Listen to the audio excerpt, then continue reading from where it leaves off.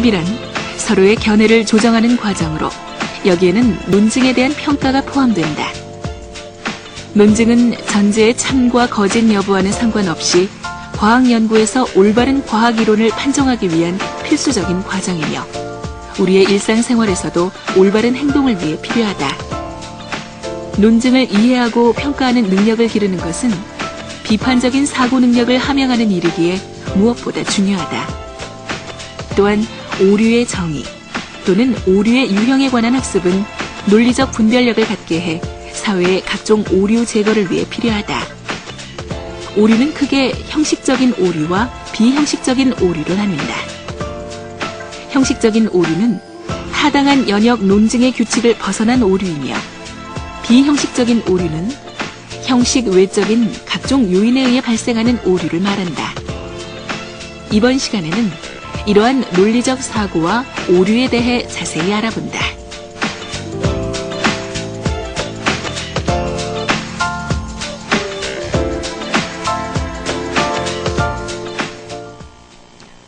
학생 여러분들 안녕하십니까? 오늘은 철학에 의해 9번째 시간 논리적 사고와 오류라는 주제를 가지고 함께 생각해 보도록 하겠습니다.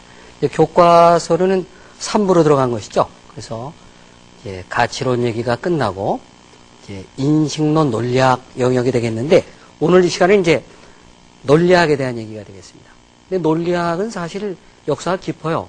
그리고 그 오늘날 특히 이제 20세기 들어와서 개별과학이 발달하면서 철학이 이제 논리학 분야만 하면 되지 않냐 이런 분위기 때문에 또 크게 20세기 이후에 발달한 분야 하나입니다. 그래서 오늘날은 뭐 전통적인 형식 논리학뿐만 아니라 기호 논리학, 양상 논리학 여러 분야로 크게 발전을 했습니다. 그래서 그 분야를 뭐 다룬다는 건 뭐 밑도 끝도 없는 얘기고 오늘은 그래서 그냥 간략히 철학에 의해 개론 시간에 걸맞게 논리학이 다루는 기본 관심사, 기본 주제들에 대해서만 아주 간략히 살펴보도록 하겠습니다. 기본적으로 이제 형식 논리학 중심이 되겠어요. 논리학은 우리 뭐 보통 우리가 이제 왜 논리가 강조되냐면은 인간은 동물과 달리 이제 생각을 통해서 삶의 문제를 해결하지 않습니까? 그러니까 생각을 잘해야 돼요. 어떤 주장이나 생각을 나눌 때 근거와 절차에 따라서 제대로 어떤 결론이 나와야 그 결론이 우리의 삶의 문제를 잘 해결해 주죠. 그래서 아주 제대로 된 추론을 하는 것은 중요해요. 그러나 우리는 여러 가지 이제 요인 때문에 그런 것을 많이 이제 착오를 일으키거든요. 근데 이제 물론 우리는 문법을 몰라도 말을 하잖아요. 벌써 문법이 내재되어 있기 때문에 우리도 웬만한 논리는 벌써 숙지된 상태에서 이렇게 논리를 구사해요. 그러나 논리학은 이제 그러나 상식적으로 구사된 모든 것들을 다 풀어 헤쳐서 세밀하게 살펴봐서 어떤 규칙과 어떤 또 절차에 따라서 어떤 사고의 절차가 진행되어야 하는가 그것을 이제 규범을 이렇게 딱 연구해서 마련해서 체계화시켜야 되기 때문에 논리학이 하나의 그 학문을 비판적으로 바라보는 철학으로서 했던 중심적인 작업의 하나로서 연구하게 되는 것입니다. 그래서 논리학은 기본 관심사가 논증에서 도달된 어떤 결론, 어떤 주장이죠. 주장이 어떤 전제, 어떤 이유에 의해서 정말 제대로 잘 뒷받침되었을까? 여기에 관심을 갖습니다. 그래서 논리학은 어떤 한 명제가 옳으냐 그러냐 그런 데 관심을 갖지는 않아요. 한 명제 하나를 가지고 얘기를 하지 않죠. 하여튼 한 개 이상의 어떤 전제, 이유를 가지고 그걸 기초로 해서 어떤 결론이 논리적인 관계를 가지고 제대로 드러나느냐 안 드러나느냐 그 이제 그 관계, 논리적 관계에 관심 가져요.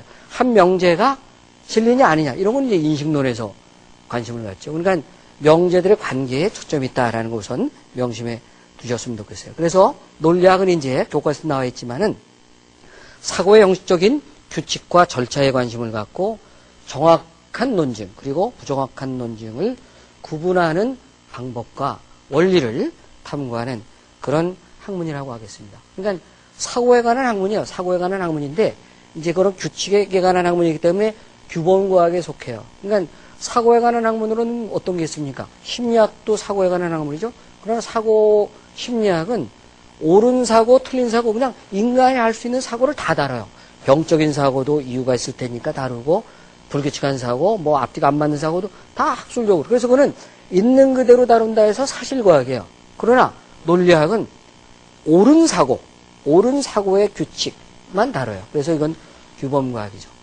또 그러면 인식론하고 어떻게 다르냐? 옳은 사고에서 제대로 이룬 건 진리라고 그러죠. 그러니까 논리적 진리를 중심으로 삼아요. 인식론도 진리를 문제 삼아요.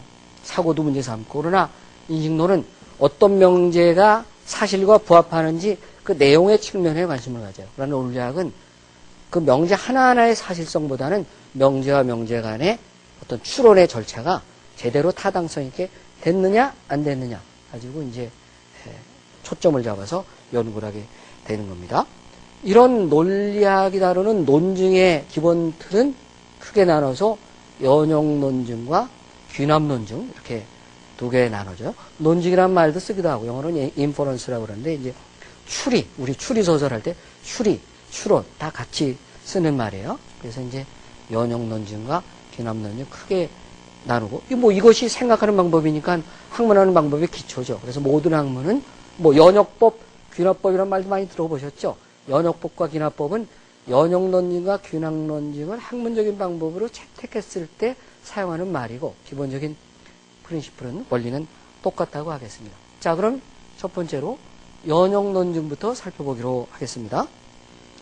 연용 논증은 전통적으로 기본적으로 어떤 논리적인 절차가 중심이라고 그랬는데 절대적인 필연성을 가지고 전개되는 어떤 논증이에요. 그러니까 어떤 결론이 어떤 전제로부터 절대적인 필연성을 가지고 도출된다. 그러면 그것을 연용 논증이라고 합니다. 이건 필연성은 정도의 문제가 아니죠. 반드시 그렇게 된다는 거예요. 그래서 연용 논증은 아주 보편성, 우리에게 보편성을 보장해주는 그러한 논증이라고 할 수가 있겠습니다. 전형적으로 이제 우리가 말하는 3단 논법이 전형적인 연용 논증의 대표적인 유형이라고 말할 수가 있습니다. 그러면 예를 한번 들어볼까요? 거기 모든 고래는 포유동물이다. 모든 포유동물은 허파를 가지고 있다. 자, 이게 전제예요. 두 개의 대전제, 소전제. 여기서 어떤 결론이 나오죠? 그러므로 모든 고래는 허파를 갖고 있다. 자, 포유동물이 매개 개념이 되면서 3단 논법이 되면서 고래와 허파의 관계를 결론으로 묶었어요. 이 결론은 이 결론밖에 안 나와요. 그렇죠? 여기선 절대 필연성 가지고 이 결론밖에 안 나와요. 연용 논증은. 그게 연용 논증의 특징입니다. 필연성을 담보한다. 꼭 유념을 하세요. 두 번째를 볼까요? 모든 철학자는 훌륭한 문필가이다. 대전제. 길동이는 철학자다. 자, 이게 대전제, 소전제예요. 자, 결론. 그러므로 길동이는 훌륭한 문필가이다. 자, 여기도 보면은 이런 대전제와 이런 소전제가 있다면 반드시 그러므로 길동이는 훌륭한 문필가라는 결론이 나온다. 이렇게 말할 수 있어요. 그러니까 이것도 연용 논증이야. 그러나 우리가 벌써 읽을 때 좀 이상하죠? 모든 철학자는 훌륭한 문필가다. 대전제라는데 뭐 모든 철학자가 훌륭한 문필가인가요? 그거는 뭔가 사실하고 안 맞는 것 같아. 그러나 논리학은 그런 건 안 따져요. 만약에 그게 대전제라면, 요런 게 소전제라면, 아무튼 이유여하를 막론하고 이런 결론이 나온다. 그것만 따져요. 그러니까 절차만 따지지, 내용 하나하나의 내용이 맞냐, 틀리냐는 안 따져요. 그 내용에서 그 내용으로 넘어가는 게 제대로 넘어가느냐, 이런 절차만 따져요. 그래서 형식 논리학이라는, 기본적으로, 형식만 따진다. 그래서, 그럼 뭐, 왜 그런 걸 따질까? 자, 앞에 예를 든 것, 고래와 허파의 관계를 갖는, 그거는 각 명제가 다 참된 명제예요. 그래서 참된 명제로 구성된 3단 논법은 건전한 논증이라고 그래요. 그리고 이렇게 사실 여부는 잘 모르겠어. 틀리는 것 같아. 그런데 내적으로는 하여튼 그런 전제가 그런 전제라는 그런 결론이 나와. 그건 분명해. 그런 논증은 타당한 논증이라고 해요. 자, 근데 논리학이 관심 갖는 거는 건전한 논증이 아니라 역설적으로 타당한 논증이에요. 왜? 논리학은 어떻게 보면 현실적으로는 논리를 우리가 왜 구사해요? 문제를 해결하기 위해서 구사하거든요. 문제를 해결할 때는 아직까지 진리로 확정되지 않았던 수많은 것들을 전제로 해서 그걸 따져가면서 결론을 얻어요. 우리 뭐 저기 추리소설 보면 그런 거 있잖아요. 그 사람이 범인이다. 그렇게 가정한다면 그 사람은 이런 걸 했을 것이다. 따라서 이렇게 추리를 하잖아요. 근데 그 사람이 그런 일을 했을 것이다는 아직까지 진리인지 아닌지 모르잖아요. 근데 그 사람이 하여튼 그랬다고 친다면, 그러고 이렇게 친다면, 그렇게 전제하면 이런 결론이 나온다. 그런데 그러지 않았다. 그러니까 그 사람이 이런 게 추리 아니에요. 그러니까 반드시 우리가 문제 해결 과정에서 추리를 구성할 때 전제들이 반드시 꼭 진리로 확정된 것만이 동원되는 건 아니에요. 수많은 것이 다 나올 수 있는 거예요. 문제는 수많은 어떤 것이 나와도 그런 전제를 가지고 논리적으로 틀에 딱딱 맞게 결론이 다다르느냐. 그것이 중요한 거지. 그 타당성이 중요한 거예요. 논리적 타당성. 그때 그 타당성이 있느냐 없느냐를 가리는 것이 이제 논리학의 관심이에요.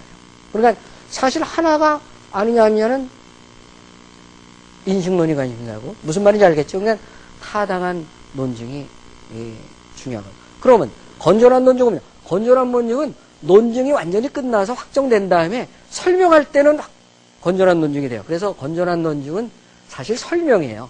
이렇지, 그러므로 이런 거야. 이런 건 이제 설명이고, 추론은 어떻게 보면 불확정적인 상황의 전제를 가정하고 거기서부터 딱 도출해내는 거기 때문에, 그러니까 뭐 건전한 논증이건 아니건 간에 크게 관심이 없어요. 논리학은 일단 절차만 맞으면 된다. 그걸 꼭 유념을 하시기 바랍니다. 그래서 아까 두 번째 논증 같은 경우는 건전한 논증은 아니고 타당한 논증이다. 그래서 우리가 논리적으로 타당성이 있다. 그런다면은 명제 간의 진위에 관계없이 절차가 제대로 되어 있다. 이런 걸 논리적으로 타당성 있는 겁니다.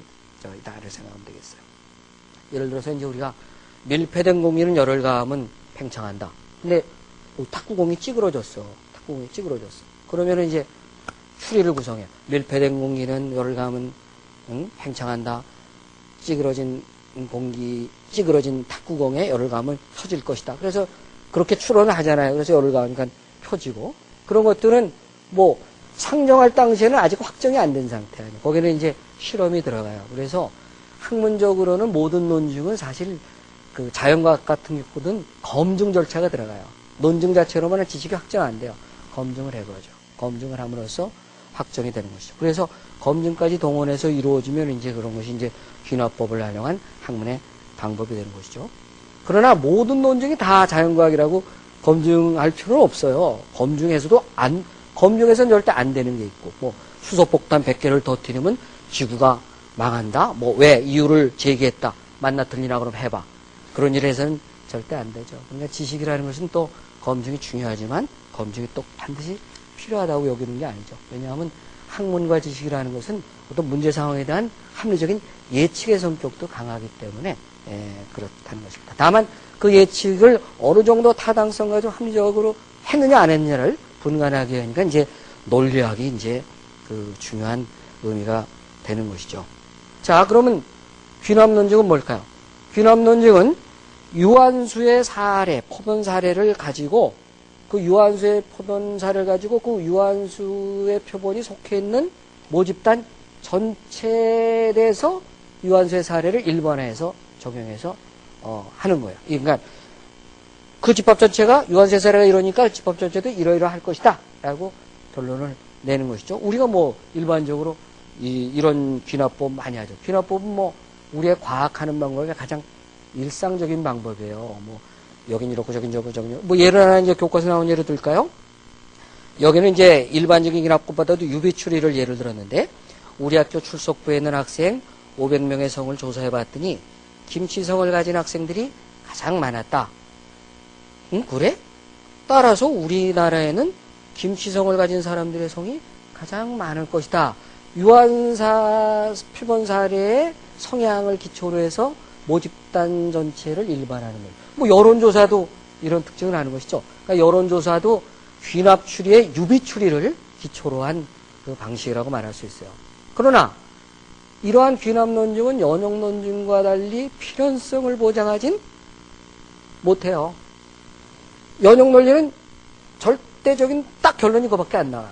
그러나 귀납 논리는 부분적인 사례를 가지고 일반화했기 때문에 모든 걸 다 사례로 삼지를 못했어요. 어느 날 갑자기 내가 표본으로 삼지 않은 나머지 사례에서 그런 성격을 가지지 않은 것이 나올 수도 있는 거예요. 다만 경향성이 있기 때문에 대체로 그렇다고 결론을 내리는 거예요. 그러니까 귀납법은 그래서 개연성을 갖는다 이렇게 해요. 연역성은 필연성, 연필. 귀납법은 개연성, 귀개. 이렇게 이제 생각을 정리하시면 되겠어요. 그럼 귀납법도 뭐 모토로 부분만 하냐 전체를 다 하면 필연성을 가질 텐데 근데 어떻게 전체를 다 해요? 응? 그럴 필요도 없죠. 불편해요. 뭐 여론조사하면 전체 다 할 필요가 없죠. 표면적으로 딱 하면 되죠. 근데 모든 과학의 방법은 그렇게 귀납법을 쓰기 때문에 개연성을 갖기 때문에 개연성을 갖는다는 건 자칫하면 뒤집어질 수도 있는 거죠.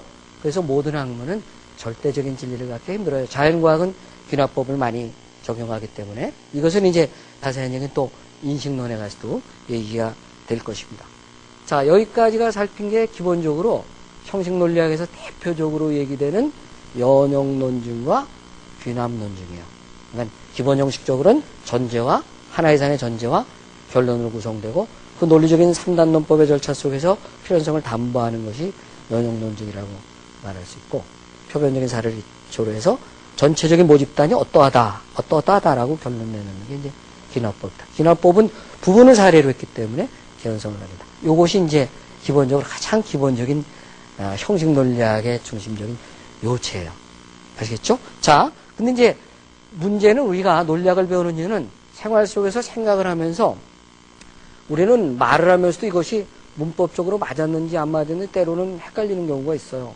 그래서 논리학도 몇 가지는 우리가 어떤 점은 좀 애매해요. 그래서 그런 건 뭔가 자세히 공부를 해서 규칙을 알아가지고 사전에 그런 애매한 사고의 논리적 전개를 연애 방지하는 훈련을 하는 게 필요해요. 그래서 논리학에서는 중요하게 추리론과 더불어서 오류론이라는 그 theory of fallacy, 이 오류만 다루는 분야가 있습니다. 그래서 또 오류론이 또 이렇게 실제 우리랑 구체적인 사례를 가지고 공부하기 때문에 오류론이 또 재미가 있어요. 그래서 교과서에서도 마찬가지 논리적 오류의 문제를 다루고 있어요. 그래서 논리적 오류들에는 어떤 것들이 있나 그런 것도 간단히 살펴보겠습니다. 뭐 오류라는 것은 뭐 간단히 정의하면 뭐예요? 틀린 논증이죠. 논증이라고 하긴 했는데 틀린 논증이에요. 그러니까 명제 하나하나가 틀렸다면 인증론에 따지는 거고 틀렸다는 건 뭐가 틀렸다는 거예요?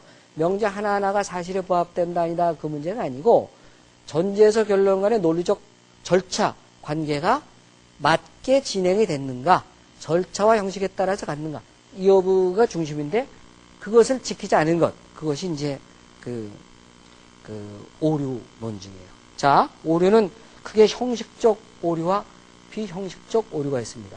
형식적 오류는 그야말로 형식 논리학에 있어서 형식값들이 딱 정해져 있어. 그 논법에는. 규칙이 있는 거예요. 간단히 말하면. 그런 규칙을 어겼을 때 발생하는 그 오류예요. 근데 비형식적 오류는 따로 뭐 규칙은 없지만은 하여튼 뭔가 심리적인 요인이라든지 그 논리에 적용된 자료상의 문제라든지 또는 말장난 언어상의 문제라든지 이런 형식 외적인 것이 잘못 개입해서 또 아주 나쁜 마음으로 그걸 이용해서 전제를 삼고 논리의 규칙인 양 포장을 해서 전개함으로써 발생하는 오류 이런 것들을 이제 비형식적 오류라고 하겠습니다. 그래서 이제 형식적 오류의 대표 뭐 무척 종류가 많아요. 근데 이제 대표적인 것들 몇 가지만 살펴보기로 하겠습니다. 우선 형식적 오류 중에는 제일 중요한 게 이제 형식론리학에서 연역론 중에 규칙을 탁탁 가진 게 뭐예요? 필연성을 보장한 거의 뭐 수학 같은 거야. 거의가 아니라 수학 같은 거야. 그런 것은 연역론증이에요. 연역론. 그 내용과 상관없이 규칙이 딱딱 있어요. 응? 그래서 그 제일 대표적인 걸 3단론법이라고 그랬죠. 그래서 3단론법에 규칙이 많고 3단론법의 규칙은 책으로 하나요. 그냥 해도 그것만 하나 해도 그러나 이제 거기서 나타나는 규칙을 어긋나서 오류가 발생한다는 게 모르냐는가를 이해시키기 위해서 그냥 간단히 그 수십 개의 오류 중에서 간단히 몇 개의 오류만 형식 논리학의 성격과 특징을 이해하기 위해서 살펴보기로 하겠습니다.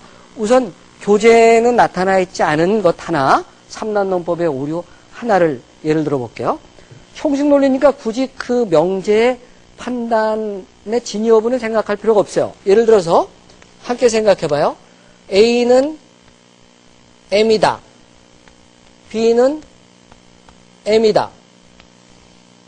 그러므로 B는 A이다. 자, 이렇게 논리를 구성했어요. 3단 논법이죠? 여러분들 이 논증이 타당한 논증일까? 타당하지 않은 논증일까? 잘 모르죠? 내용을 가지고 얘기하면 우린 내용 가지고 생각한단 말이야. 근데 내용 가지고 생각하는 건 사실 논리적인 사고가 아니야. 기본적으로 딱딱. 물론 이제 현실적으로는 그게 논리적인 사고지만 형식 논리학에서 논리학을 따질 때는 내적인 규칙이 있는 거니까 내용보다도 이거는 무조건 오류예요. 이런 식으로 구사하면 무조건 오류예요. 형식 논리적인 규칙은 이렇게 말해요. 긍정 판단의 수로 개념. 3단 논법에서 요게 매개념이죠? 매개념이 긍정 판단의 빈 개념으로만 오면 무조건 그렇게 구성된 3단 논법은 오류다. 이런 규칙이 있어요. 그러니까 긍정 판단이 내서 매개 개념이 다 뒤쪽으로 오면 무조건 오류예요. 응? 그게 규칙이에요. 뭘 넣어도 다 그래요. 고유명사를 빼놓고 고유명사는 뭐 다르지만 일반적인 거로 따지면 예를 들어서 보세요. 자, 사람은 동물이다. 이건 금방 알아차리지. 고양이는 동물이다. 그러므로 뭐라는 얘기예요? 고양이는 사람이다. 이게 말이 안 되잖아. 내용적으로 보면 금방 알아차리지만 이것만 봤을 때는 잘 몰랐잖아요. 몰랐어요. 응? 그러니까 그게 형식 논리는 내용과 상관없이 이런 식으로 진행되면 무조건 오류에 빠진다는 걸 연구하는 어떤 그런 거예요. 그럼 왜 빠질까? 최소한 매개라는 건 중매자네요. 중매가 되려면 양쪽에 걸쳐야 중매가 되는 거예요. 또 걸쳐도 잠깐만 걸치면 안 돼요. 둘 중에 하나는 완전 걸쳐야 돼요. 완전 걸쳐야 매개가 되지. 떨어져 있으면 매개가 안 되는 거 아니에요? 예를 들어서 사람은 동물이에요. 여기서 동원된 동물은 사람 뒤에 있는 여기 겹치는 요거죠. 요거예요. 응? 사람은 동물이야. 고양이도 동물이야. 고양이도 동물이야. 요거죠? 자, 요거하고 요거가 안 겹치잖아. 안 겹치니까 중매를 못 쓰는 거예요. 그래서 오류가 된다는 거예요. 즉, 동물의 어떤 것이지, 요거는. 그러니까 굳이 한다면 사람은 어떤 동물이다? 고양이는 어떤 동물이다 해서 어떤 자가 수식이 되면 절대 그런 것들은 둘 다 그런 것들이 매개념이 성립이 안 돼요. 어떤 건 하나는 모든이 돼야 돼요. 매개념이. 자, 그럼 모든이 되는 경우를 한번 해볼까요? 자, 사람은 동물이다. 동물은 죽는다. 그러므로 사람은 죽는다. 이거는 뭐예요? 이거는 맞는 필연적인 논증이야. 근데 매개 개념이 여기죠? 이건 둘 중에 하나가 모든이 들어가요. 사람은 어떤 동물이다?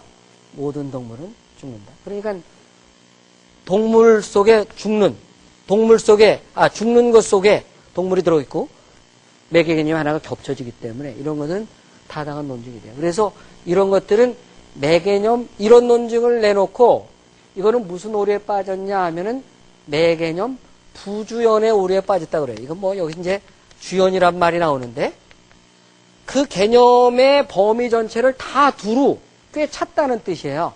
그러니까 이건 꿰차지 못했죠. 응? 매개념이 접촉이 안 돼요. 이런 건 부주연됐다 그래요.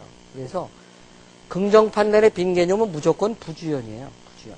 그래서 매개념 부주연의 오류라고 합니다. 자, 부주연의 뜻이 뭐다, 주연의 뜻이 뭐다 이런 건 교과서에 안 나오고 여러분들이 거기서 알 필요가 없어요. 다만 뭘 알 수 있어요? 아, 우리 추론상에는 우리는 보통 내용 가지고 판단하는데 내용 이전에 판단과 판단간의 내적인 규칙이 있구나 그런 걸 알 수 있죠. 그래서 기호논력이 발달하는 거예요. 모든 어떤 사람이 복잡한 말을 구성해요. 그럼 말로 들으면 헷갈려. 그럼 그것을 다 기호로 표기해봐. 그래가지고 다 기호로 표기해서 수식으로 한 사람은 결국 이거는 수식처럼 계산할 수가 있겠죠. 그렇죠? 규칙이 빨리 나오는 거니까. 그래서 기호논리학이 이제 발달을 하게 되는 거예요. 근데 이제 교과서에서 소개된 거는 3단 논법의 오류 중에 특별한 3단 논법이 있어요. 대전제를 어떤 가언 판단, 그리고 소존제를 그 가언 판단의 전권각권을 긍정 또는 부정해서 얻는 선언하는 선언 판단, 그리고 결론. 이렇게 되는 게 있어요. 그런 게 이제 가언적 3단 논법 중에 반가언적 3단 논법이라고 하는데, 왜냐하면 가언 판단이 대전제 하나만 속하기 때문에, 그래서 이제, 그런 나오는데, 근데 거기에 그게 재미나는 3단 논법이에요. 그래서, 오류를 공부하기 위해서 그 재미나는 예를 통해서 하나 또 공부해 보도록 해요. 그 중에 하나가 전권 부정의 오류라는 거예요. 전권 부정의 오류. 자, 우리가 이렇게 대전제 독약을 먹으면 죽는다. 자, 이거는 가언 판단이에요. 가언적 전제와 귀결이죠. 이거를 전권이라고 그러고 이거를 후권이라고 그래요. 그 다음에 이제 소전제. 응? 독약을 먹지 않았다. 뭐 먹었다 예를 드는 게 좋겠대요. 우선은 먹었다. 그럼 어떻게 돼요? 죽지. 죽는다야. 죽는다. 자, 이런 건 뭐야? 올바른 논증이라고 말할 수 있어요, 없어요? 올바른 논증이에요, 이런 건. 올바른 논증. 그러니까 대전제 전권을 긍정해서 후권의 긍정을 결론 얻는 거는 올바른 가언적 삼란론법의 논증이 돼요. 근데 오류는 전권 부정의 오류라는 게 있어요. 전권을 부정해서 후권을 부정하는 건 오류가 돼요. 자, 해볼까요? 전권을 부정하는 건 뭐야? 독약을 먹지 않았다야. 그래서 결론은 어떻게 얻는다? 죽지 않았다야. 자, 이렇게 해서 삼란론법을 구성할 수가 있어요. 그렇죠? 자, 이거는 올바른 삼란론법이에요, 아니에요? 우리는 벌써 규칙은 모르지만 내용만 보면 알잖아. 독약을 먹지 않았어도 차에 쳐서 죽을 수도 있고 달리 죽을 수도 있잖아. 독약만 먹지 않았다가 안 죽나? 다른 경우가 많단 말이에요. 그래서 이런 경우는 오류에 빠진다. 이런 오류를 전권 부정의 오류다. 전권 관련해서는 긍정만 해야 돼요. 반대로 후권 긍정의 오류가 있어요. 후권은 우선 부정해봐요. 독약을 먹으면 죽는다. 죽지 않았다. 그럼 최소한 뭐야? 독약을 먹지 않았다지. 독약을 먹지 않았다. 이거는 맞는 거예요. 그렇죠? 후권을 부정해서 전권을 부정하는 건 맞아요. 그러나 후권을 긍정해봐요. 죽었다. 따라서 독약을 먹었다. 이런 건 어때요? 이런 건 틀리지. 왜냐하면 죽었다는 게 독약만 이유인가? 딴 이유도 있으니까. 따라서 저기에는 규칙이 우리는 지금 시간 강에서 내용을 가지고 설명, 이걸 다 형식으로 만들 수 있겠죠. 전권을 A라고 후권을 B로 하면은 A가 아니다. 그러므로 B가 아니다. 이런 논증이 오류냐 타당한 논증이냐 그러면 여러분들은 시험 같은 데 나오면 뭐라고 해야 돼요? 이제 꾀가 있는 사람은 여기다 내용을 넣어보면 되겠지만 시간이 공부한 사람은 딱 금방 알죠? 이거 뭐야? 전권 부정한 것이네. 전권 부정의 오류. 이렇게 딱 되는 거예요. 규칙이 있는 거란 말이야. 아셨죠? 그래서 교과서는 전권 부정의 오류, 또 후권 긍정의 오류 이렇게 두 가지를 소개하고 있고 또 연역론 중에 형식적 오류에 또 대표적으로 재미나는 게 양도논법의 오류를 소개하고 있어요. 양도논법의 오류. 양도논법의 오류 예를 한번 볼까요? 자, 비가 오면 집신장사하는 아들이 장사가 안 돼 슬프고 비가 오지 않으면 우산장사하는 아들이 장사가 안 돼 슬프다. 이게 두 가지 가언 판단을 대전제로 하는 거예요. 그 다음에 소전제는 그 대전제로 구성한 가언 판단의 전권을 가지고 선언 판단을 구성하는 거예요. 비가 오거나 비가 안 오거나이다. 따라서 비가 오든 안 오든 난 슬프다야. 이런 거를 딜레마라고 그래. 딜레마. 우리 딜레마에 빠지다 그러지. 이래도 저래도 안 되니까 딜레마에 빠지다. 이것을 양도논법이라고. 양도논법을 영어로 말하면 딜레마예요. 딜레마라고 그래. 근데 내가 지금 말하는 게 오류예요, 아니에요? 오류 아니야. 옛날 그리스의 소피스트들이 많이 쓰던 논법이거든요. 이 논법이. 응? 오류 아니에요. 오류예요, 오류. 오류. 왜 오류예요? 거꾸로 구성할 수 있잖아. 비가 오면 집신장사하는 아들이 장사가 안 돼 슬프다라고 하지 말고 비가 오면 우산장사하는 아들이 장사가 잘 돼 기쁘고 비가 안 오면 집세기 장사하는 아들이 장사가 잘 돼 기쁘다. 비가 오거나 안 오거나 나는 기쁘다. 이렇게 말할 수도 있잖아. 정반대로. 그러면 어떻게 그 오류라는 걸 발견하느냐. 자, 이런 규칙이 있어요. 우리가 선언 판단, 가언 판단을 얘기할 때는 어떤 전제가 돼서 귀결이 되는 선택지가 있는데 타당한 선택지가 다 동원돼야 돼요. 그 중에 하나를 빼면 안 돼요. 예를 들어서 비가 오면 집신장사하는 아들이 장사가 안 돼 슬프다 라고만 끝이면 안 돼요. 비가 오면 집세기 장사하는 아들이 장사가 안 돼 슬프고 우산 장사하는 아들이 장사가 잘 돼 기쁘다. 여기까지 선언지가 관계된 선언지가 다 동원돼야만 타당한 양도론법이 되는 거예요. 근데 그런 걸 하나 슬쩍 감추는 거예요. 그래서 그런 것을 양도론법에 의해서 뿔을 감춘다 그래요. 뿔. 그 선언지가 뿔이에요. 뿔은 하나 살짝 감추고 소피스트리 그러는 거죠. 하나 싹 감추고 하나만 내놓고 싹 내는 거예요. 그래서 오류에 빠지는 거예요. 그러면 이 오류는 선언지가 동원돼야 될 선언지를 중에 하나를 의도적으로 뺐기 때문에 발생한 오류니까 이거를 여기에 모순을 제기하면 인원법이 깨지는 것이죠. 그래서 딜레마를 깨는 방법은 나머지 선언지를 가지고 또 다른 딜레마를 구성해서 아주 맞닥뜨려시켜서 무화시키는 거예요. 반대 경우를. 그런 논증을 하고 소피스트가 주장해. 그럼 나도 마찬가지로 기쁜 경우를 내놓으면 그 논변은 깨지는 거예요. 그리고 내 논변도 마찬가지 올바른 논변이 아니죠. 마찬가지 상대적으로 잘못된 양도 논증이 되는 것이다. 거기에도 이제 내용을 들으면은 이해가 되지만 내적인 형식적인 규칙이 있는 거예요. 그 관련 선언지는 모든 것이 다 동원돼야 된다. 그래서 이렇게 뿔을 피해서 논지를 구성했기 때문에 그런 논지를 깨는 방법은 뿔을 잡는다 그래요. 없는 숨겨놓은 뿔을 잡아가지고 또 다른 논증을 구사하는 것이죠. 이것이 이제 이른바 양도논법의 딜레마를 잡는 논법이죠. 근데 뭐 일반적인 딜레마는 많죠. 건전하다고 타당한 딜레마. 건물 꼭대기에서 불이 났다. 그러면 있으면은 질식해 죽는다. 떨어지면 낙사한다. 있거나 떨어지거나다. 어쨌거나 죽는다. 이거 딜레마예요. 이거 딜레마 아니야. 응?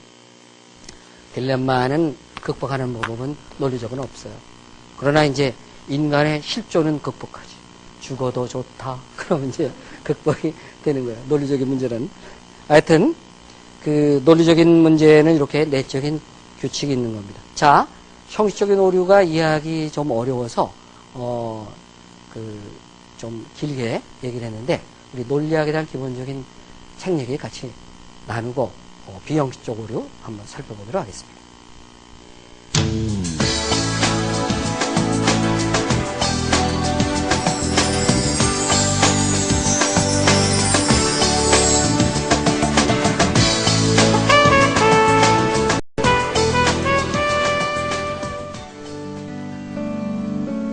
논리적으로 말하고 쓰기가 생존 경쟁력으로 자리한 요즘, 토론과 설득에 필요한 논증의 기초 지식을 흥미롭게 전해주는 책이 눈에 띈다. 철학자에게 배우는 논리의 모든 것, 생각 발전소. 독일 아우구스부르크 대학의 지식센터 소장인 저자는 이 책에서 논술과 토론, 교양을 위한 20가지 기초 지식을 철학사의 흥미로운 에피소드와 함께 소개한다. 부부싸움 중에 오가는 언쟁이나 유명 과학자들 사이의 기싸움, 영화감독의 제작 노트와 신문기사, 그리고 정치인들의 현란한 말장난 등 친근하고 생생한 예들이 많아 읽는 재미를 더한다. 독일의 대표 일간지인 프랑크푸르트 알게마인의 차이퉁의 고정 필자이기도 한 저자. 스스로 생각하는 연습을 할 것, 정확하게 관찰하는 습관을 기르고 인용과 비유, 대조, 그리고 패러디를 적절히 사용할 것 등을 자세하게 일러준다. 간간히 들어있는 일러스트가 흥미롭고 책 말미에는 감수자가 선정한 추천 도서 목록을 실어 청소년이나 철학 입문자들이 쉽게 읽을 수 있는 책 생각 발전소. 논리적 글쓰기와 대화법을 배우고자 한다면 이 책에 도움을 받는 것도 좋을 것이다.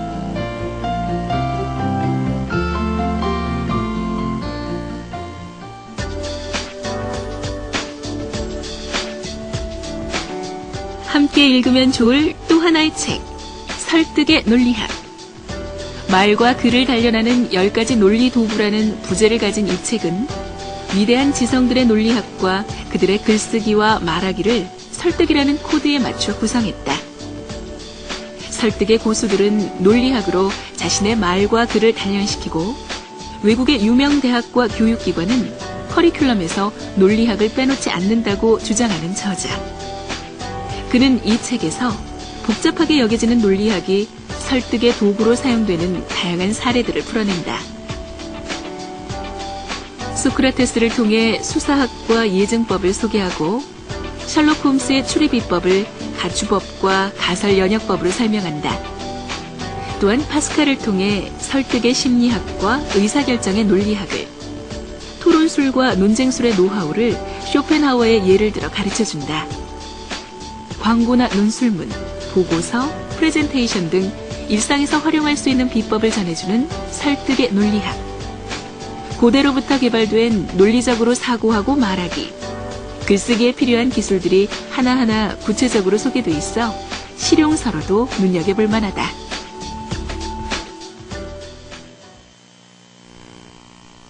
자, 지금부터는 이제 비형식적 오류입니다. 비형식적 오류는 이제 그 동원되는 자료의 문제라든지 또 어떤 심리적인 문제라든지 언어상의 문제 이런 것들이 개입돼서 발생하는 오류이기 때문에 자료적 오류, 심리적 오류, 언어적 오류 이렇게 크게 분류해서 나눠요. 그럼 자, 아주 차근차근 하나하나 뭐 이것만 따져도 책한 거냐. 그래서 우리가 대표적인 거 몇 개만 뽑아서 아주 간략히 짧은 시간 동안 살펴보기로 하겠습니다. 교과서에 기본적으로 설명이 잘 되어 있으니까 교과서를 참고하시면 되겠습니다. 우선 자료적 오류는 사고의 대상이 되는 자료에 대한 그릇된 판단에 의해서 결론이 도출됐을 경우 발생하는 오류가 되겠습니다. 여기에는 성급한 일반화의 오류, 그리고 무지의 호소, 무지의 호소라는 것도 오류의 이름이에요. 무지의 호소. 또 의도 확대의 오류, 또 호소합의 공격의 오류, 뭐 여기에는 논점 일탈의 오류 이런 것도 들어있어요. 기본적으로 자료적 오류의 성격은 기본적으로 논점 일탈의 오류예요. 그러나 세부적으로 이렇게 좀 굳이 이름을 붙여서 말한다면 이런 거예요. 그래서 사실 이 오류가 뭐 허수아비 오류냐 뭐냐 이런 걸 구분하는 건 그렇게 중요하지 않은데, 근데 시험 볼 땐 어쩔 수가 없어요. 이렇게 나오니까 어떤 오류라는 걸 일단은 정리해 두시는데, 기본적으로 문제는 이런 게 왜 오류다라는 것을 이해하시는 게 기본적으로는 필요해요. 우선 그 자료적 오류의 첫 번째 케이스 성급한 일반의 오류를 한번 살펴볼까요?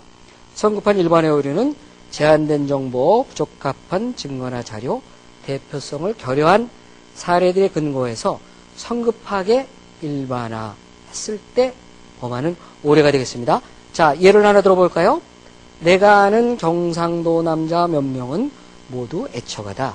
따라서 경상도 남자들은 모두 애처가 기질이 있다. 이건 다분히 귀남론 중에 성격을 갖죠. 그러나 이건 아주 극히 제한된 몇 가지 세례만 가지고 그러니까 지나치게 일반화한 것이죠. 지나치게 일반화한 것이라고 말할 수가 있습니다. 그 다음 두 번째 무죄의 호소가 또 있죠. 자료 요리 중엔 무죄의 호소에는 어떤 주장이 반증되지 못했기 때문에 참이라고 한다든가, 반대로 그 주장이 증명되지 못했기 때문에 거짓이라고 하는 추리하는 오류예요. 반증이라는 것은 어떤 주장에서 그 자체를 검증하는 것이 아니라 그 반대의 경우를 내세워서 논파하는 그런 것이죠. 자, 이런 거요. 아무도 귀신이 존재하지 않는다는 것을 증명한 적이 없다. 누가 귀신이 존재한다는 주장도 없지만 사실 존재하지 않는다는 주장도 없는 거예요. 그런데 거꾸로 하여튼 존재하지 않는다는 증명한 것이 없다는 걸 내세워서 귀신은 존재한다. 이렇게 주장하는 것들. 이런 것들은 무죄의 호소의 대표적인 그런 오류라고 하겠습니다. 그 다음에 이제 세 번째 의도 확대의 오류가 있죠. 의도 확대 오류는 우리가 보통 어떤 것을 의도해요. 의도하면은 뭐 이런 일 저런 일 자기가 의식하지 않느냐 아는 일 많이 발생해요. 그런데 상대방이 듣고서 그 사람이 의도된 행위 속에 의식하거나 포함시키지 않았던 것을 딱 잡아가지고 마치 그 사람이 의도한 것이냐 딱 뒤집어 씌워서 논리를 구성할 경우 의도 확대 오류가 됩니다. 자, 예를 볼까요? 너는 술을 마시고 싶어 한다. 그런데 술은 간암의 원인이 된다고 하지 않아? 그러니까 내가 보기엔 네가 간암에 걸리고 싶어 한다는 것은 도저히 납득할 수가 없어. 이런 얘기. 아니 내가 술을 먹고 싶어 하는데 물론 내가 술을 먹고 싶어 하지만 그 속에는 간암에 걸릴 확률도 잘못하면 포함되어 있어요. 거기에는. 그러나 내가 그걸 의도해서 술 먹나 내가? 간암 걸리고 싶어서 술 먹는 사람이 어디 있어요. 근데 거기다가 그런 의도를 딱 뒤집어 씌워서 어떻게 너 간암 걸리고 싶어요? 그런 식으로 해서 술 먹다니 말도 안 돼. 라고 논박하는 것은 어쨌든 그 충정은 이해하죠. 그 사람을 위하는 충정. 그러니까 늘 좋은 의도라고 해서 맞는 논리만 있는 게 아니에요. 이 사람은 좋은 의도로 친구를 생각했지만 논리적으로는 오류예요. 그러니까 술 먹고 싶은 사람은 이제 넌 논리적 오류야? 그러고서 이제 술 먹으면 됩니다만 이럴 때는 논리보다 더 중요한 게 있죠. 논리는 틀렸으나 너의 진실을 내가 사랑한다. 그거 중요한 거예요. 논리학은 그래서 논리만 가지고 안 되는 거예요, 사실은. 자, 그 다음에 허수아비 공격의 오류. 자, 어떤 주장이나 견해를 손쉽게 논박할 수 있도록 재구성해서 비판해놓고 원래 주장이나 견해를 논박했다고 하는 오류죠. 자, 예를 들면 김병태 의원은 우리나라에 핵미사일을 배치해서는 안 된다고 말한다. 나는 그 견해에 절대 반대한다. 아니 도대체 그가 우리나라를 무방비 상태로 내버려 두려는 이유를 이해할 수가 없다. 아니 핵미사일 배치를 반대하는 게 뭐 무방비 상태로 놓자는 건 아니잖아요. 근데 이 사람은 워낙에 핵미사일 배치를 뭐 중요한 모든 그 방비의 최고를 생각해서인지 몰라도 그런 이유를 내세워서 그 논리를 반박하는 것은 자기가 공격하기 싫은 호수아비를 내세워서 그것이 그 사람의 그냥 세워서 공격하는 거죠. 잘못된 것이라고 말할 수가 있습니다. 그 다음에 이제 심리적 오류. 이건 뭐 우리가 가장 흔하게 발생하는 오류예요. 마음의 동요 때문에 생기는 오류들이죠. 여기는 연민의 요소, 군중의 요소, 비웃음의 요소, 사람의 요소 등등이 있습니다. 사람의 요소에는 또 몇 가지 사례가 있죠. 자, 몇 가지 사례 급하게 한번 볼까요? 연민의 요소 같은 거, 뭐 그야말로 연민의 요소 하는 거예요. 저 슬픈 눈망울 좀 봐. 저 아이가 거짓말할 리가 없어. 이런 것들은 연민의 요소죠. 그 다음 군중의 요소. 이건 뭐 제일 잘하는 거예요. 군중심리 요소 하는 거 아니에요? 군중심리 요소. 이건 뭐 너무나 잘 아는 거니까 뭐 예를 들 필요도 없을 것 같아요. 그 다음에 비웃음의 호소 보면은 이것은 어떤 주장을 단지 비웃음이나 농담을 통해서 받아들이게 하거나 거부게 하는 오류예요. 남녀평등이라며 네가 좀 들어. 이런 거. 어떻게 보면 논리적으로 맞는 말이지만 다른 아주 악의적인 의도가 있는 것이죠. 그래서 논리를 포장해서 하여튼 정당화시키는 그런 것들이에요. 그 다음에 이제 사람의 호소가 있어요. 사람의 호소는 인신공격의 오류, 정황의 호소, 피장파장의 오류 이런 것들이 다 속해요. 인신공격의 오류도 뭐 많이 아는 것들이죠. 뭐 베이컨의 철학은 믿을 수 없어. 왜냐하면 그는 대법관으로 취직할 때 뇌물수수 혐의로 쫓겨났기 때문이야. 이건 일종의 인신공격의 측면이 있는 거죠. 정황의 호소. 뭐 박연말은 들어오나 마나 야당 의원이니까 이렇게 얘기한다는 거. 그리고 피장파장의 오류. 사돈 낱말하지 말라고 자네도 지난번에 음존하지 않았어? 이런 식으로 말하는 건 피장파장의 오류라고 말합니다. 심리적인 오류가 되겠어요. 마지막으로 이제 언어적인 오류는 언어를 잘못 사용함으로써 생기는 오류예요. 뭐 대표적으로는 여기 아름다운 한국의 여성 하면은 한국이 아름답다는 거지. 여성이 아름답다는 거지. 애매하죠. 그런 애매의 오류예요. 또 결합의 오류는 뭐예요? 뭐 무슨 물은 수소와 산소로 돼 있다. 물은 불을 끈다. 그래서 수소와 산소로 불을 끌 수 있다. 이런 것은 이제 분해 오류 같은 거예요. 어격의 오류 같은 거는 비유를 썼는데 논리적으로 생각하는 거. 사과 5개 있는데 2개를 먹었다. 먹는 게 남는 거다. 따름으로 3개가 남았다. 이러는 건 이제 비유와 논리적 언어를 혼동한 것들이죠. 이런 것들이 이제 어격의 오류에 속한다고 말씀드릴 수가 있겠습니다. 자, 여기까지가 이제 아주 손살까지 달려서 형식 논리학의 기본들을 살펴본 겁니다. 그러나 우리는 논리적 규칙을 이미 내면에 잘 알고 있어요. 그러나 그럼에도 논리적 규칙을 배우는 것은 뭔가 정밀하게 우리가 사고를 추론하기 위해서. 그러나 논리적 규칙은 우리가 규칙을 몰라서 어기는 측면보다 대부분은 욕심 때문에 어겨요. 욕심이 충일해서 논리적 규칙을 알면서도 의도적으로 왜곡한다거나 욕심에 눈이 가려서 또 잘못 추론을 한다거나 이런 경우가 많기 때문에 논리학을 공부하는 만큼 가치에 대한 심성교육도 중요하다는 것 말씀을 드리면서 논리적 사고와 오류에 관한 강의 아주 개괄적이지만 간단하게 여기서 마치도록 하겠습니다. 자, 여러분들 나 어떻게 빨리 나가서 제대로 설명이 됐나 모르겠는데 수고하셨습니다. 감사합니다. 여러분들 그럼 다음 시간에는 내용에 관한 진리, 인식론 공부를 하도록 하겠습니다.